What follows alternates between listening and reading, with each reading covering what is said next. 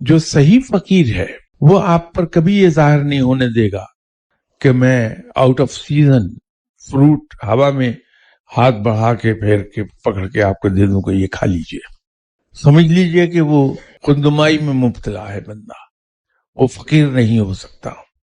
جس بات پر نظر رکھیے آپ وہ یہ ہے کہ وہ سنت کی پیروی کرتا ہے یا نہیں کرتا. فقیر کبھی نمایاں ہو کر نہیں بیٹھنا چاہے گا، آپ کے ساتھ بیٹھے گا.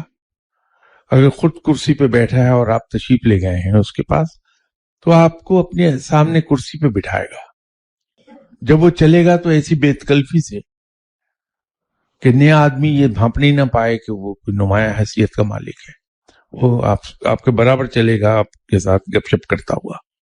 اس لیے کہ سنت یہی ہے، اس میں کبھی یہ محسوس نہیں کریں کہ وہ دوسروں کو حقیر سمجھ رہا ہے. آپ کو تاثر یہی ملے گا کہ وہ آپ کو اپنے آپ سے بہتر جانتا ہے.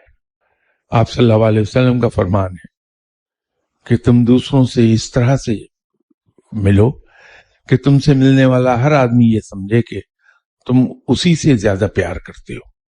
فقیر جب آپ سے ملے گا تو آپ کو احساس یہی ہوگا کہ یہ شاید مجھ سے ہی، صرف مجھ سے ہی زیادہ پیار کرتا. یہ سنت ہے.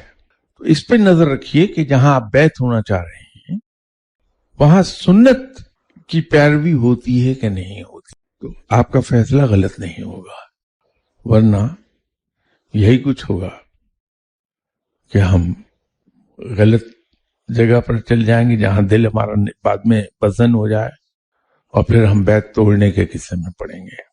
جلدی مت کیجیے بیعت کے سلسلے میں.